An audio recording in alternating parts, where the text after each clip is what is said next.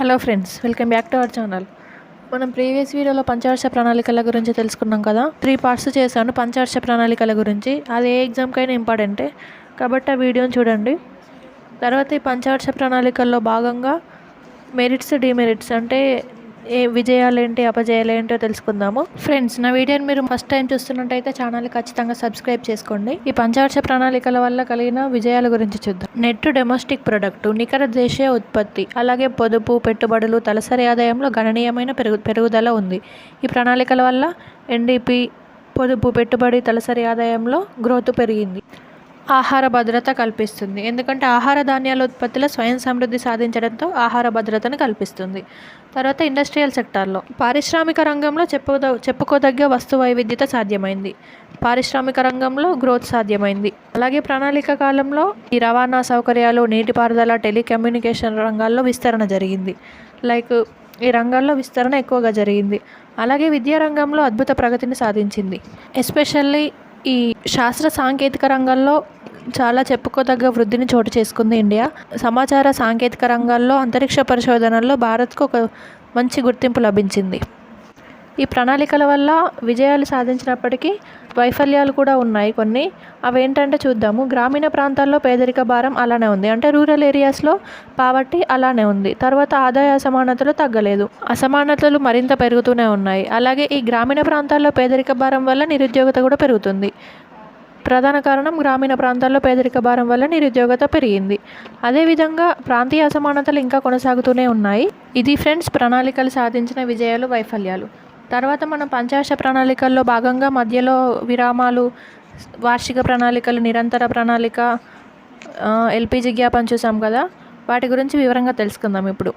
ప్రణాళిక విరామం 1966 నుంచి 69 వరకు, నిరంతర ప్రణాళిక 1978 నుంచి 80 వరకు, వార్షిక ప్రణాళికలు 1990 నుంచి 92 వరకు. ఫస్ట్ ఇది 1966 నుంచి 69 వరకు ప్రణాళిక విరామం గురించి చూద్దాం. 1966 నుంచి 67 వరకు ఒకటో వార్షిక ప్రణాళిక, 67 నుంచి 68 వరకు రెండో వార్షిక ప్రణాళిక, 68 నుంచి 69 వరకు మూడో వార్షిక ప్రణాళిక అని పిలుస్తారు. వీటినే ప్లాన్ హాలిడే అని పిలుస్తారు.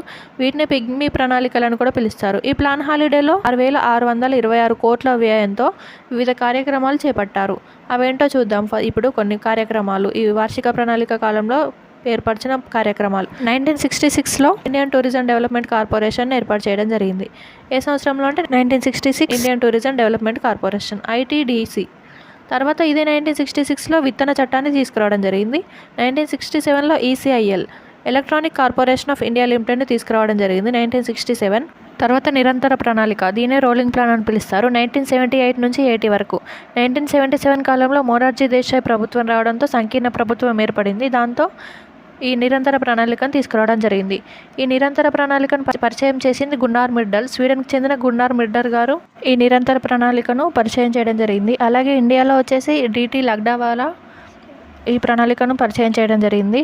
తర్వాత 1980 కాలంలో కాంగ్రెస్ అధికారంలోకి రావడంతో ఈ మొరార్జీ దేశాయ్ సంకీర్ణ ప్రభుత్వం రద్దయి కాంగ్రెస్ అధికారంలోకి రావడంతో ఈ నిరంతర ప్రణాళికను రద్దు చేశారు.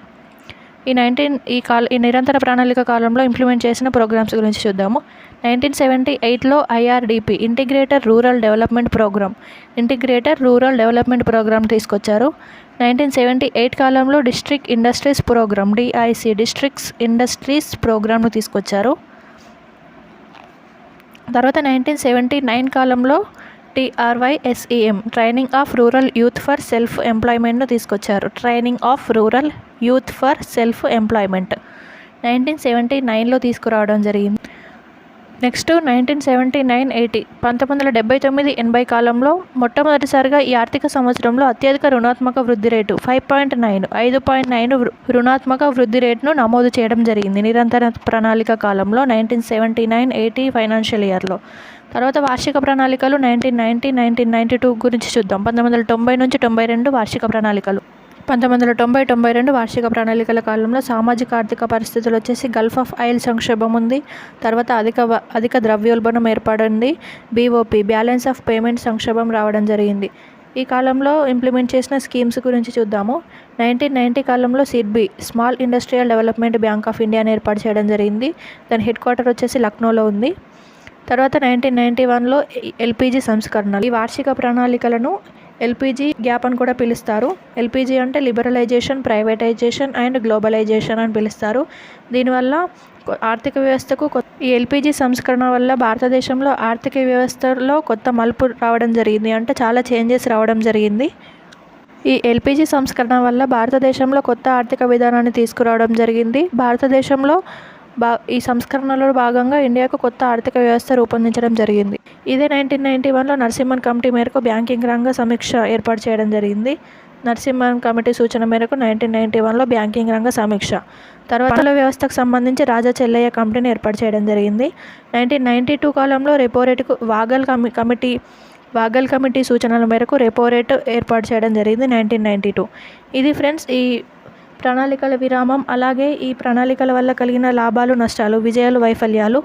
ఒకవేళ మీకు ఈ కంటెంట్ యూస్ఫుల్ అయినట్టు అనిపిస్తే ఖచ్చితంగా వీడియోని లైక్ చేసి ఛానల్ని సబ్స్క్రైబ్ చేసుకోండి.